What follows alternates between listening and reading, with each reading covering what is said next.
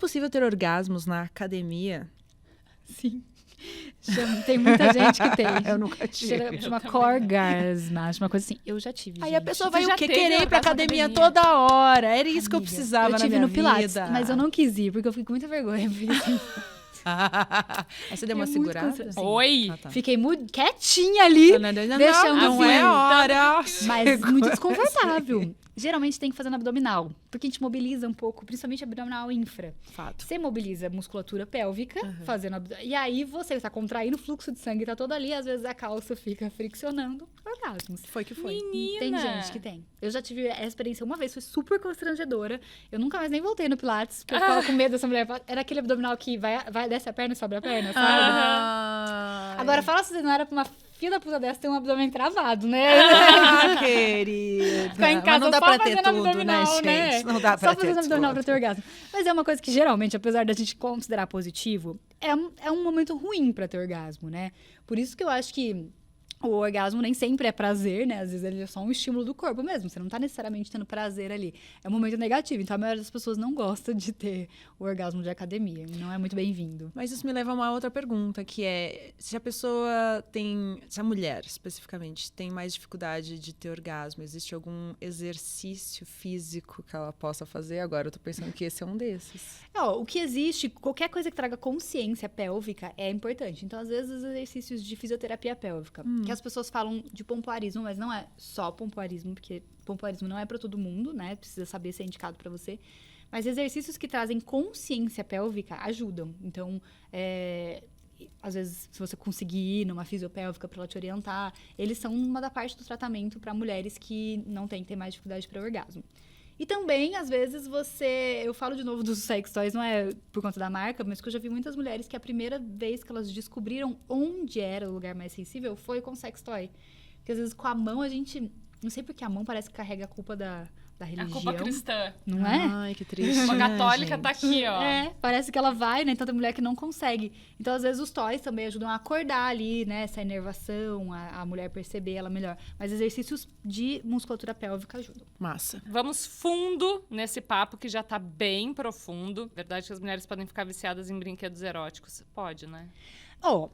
A gente não tem nenhum estudo que mostre correlação de vício. O que eu oriento para as pessoas, qualquer estímulo bom, o seu corpo vai querer, né? Botar outros estímulos, não depender só disso para ter seu orgasmo, para você conseguir variar. E para tudo, assim, se você fizer só com a mão também, teste outras coisas para você amplificar seu repertório. Boa. Bom, uma que me apavora. Vamos lá. Primeira pergunta. O único método 100% contraceptivo em uma relação sexual heterossexual ainda é o celibato? E qual é o mais perto de 100%?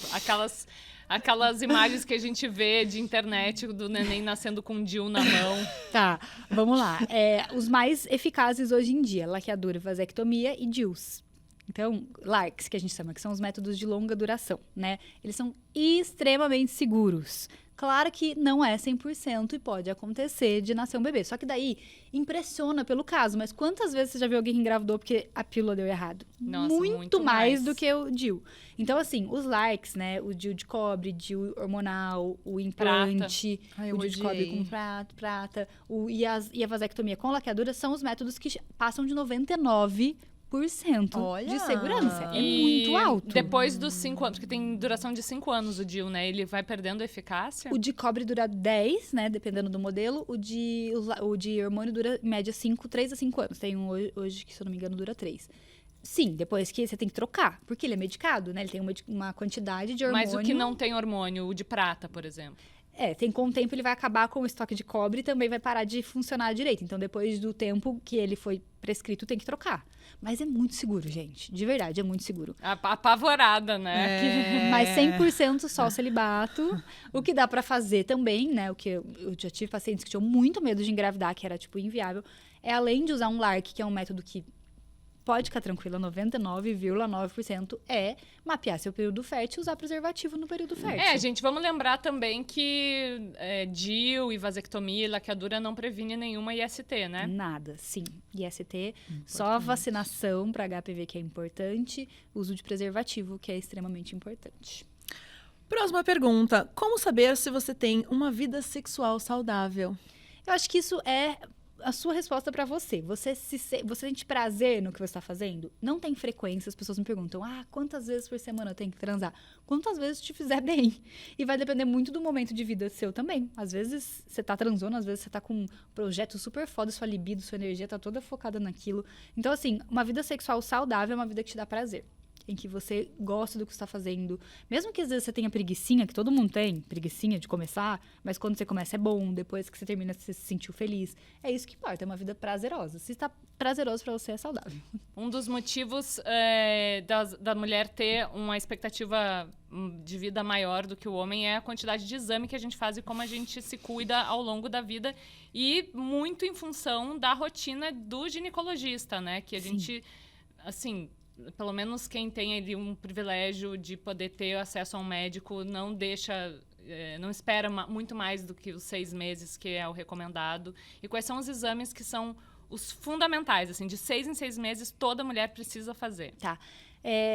Não precisa ser de 6 em 6 meses, mas a gente precisa fazer o preventivo uma vez por ano, pelo menos, né? Depois você pode ver com o seu médico, aí depende. Tem gente que precisa fazer antes, depois, mas pelo menos uma vez por ano. Palpação das mamas, né? Avaliação e palpação das mamas. Depois dos 40 anos, a mamografia também vai entrar, né, nesse rastreio. E aí eu recomendo muito para as pessoas fazer triagem de infecção sexualmente transmissível. Porque muita coisa é silenciosa, a gente não sabe. Então, vamos fazer exames de sífilis, gonorreia, esses exames de sangue mesmo. Mas o que a gente não pode ficar sem é o preventivo, que precisa ser feito. Que é o Papa Nicolau. É o Papa Nicolau.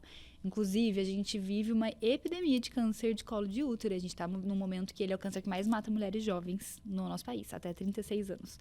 Então, assim, é uma realidade muito triste e é um câncer causado por um vírus que a gente consegue prevenir fazendo o exame todo ano, né? Saber se vai evoluir e vacinando. Vacinando até os 13 anos, principalmente porque é uma vacina que tem eficácia muito maior. Eu acho que, na verdade, só tem 100% de eficácia, quase 100% de eficácia se tu nunca contraiu o vírus antes. Porque se tu toma a vacina ao longo da tua vida sexual, depois de já ter tido contato com o vírus, ele não tem uma eficácia tão grande, né? Hoje em dia, sim. Hoje em dia, a gente já está beirando 97%, porque ela, hoje em dia, é uma vacina nonovalente que existe, né, no mercado, que ela abrange vários tipos de vírus mesmo, do HPV.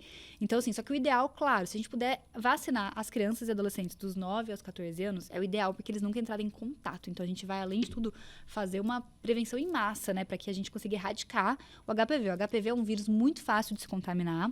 Importante saber isso. Então, você não é uma pessoa promíscua que vai ter HPV. Qualquer pessoa que já teve sexo, 80% da população, segundo a OMS, vai ter contato com HPV, infecção com HPV em algum momento da vida. Então, basta um parceiro seu, né, que você pode ter o HPV.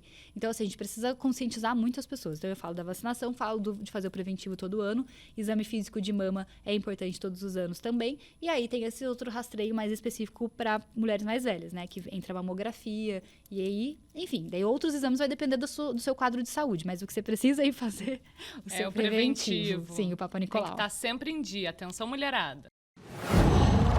Qual?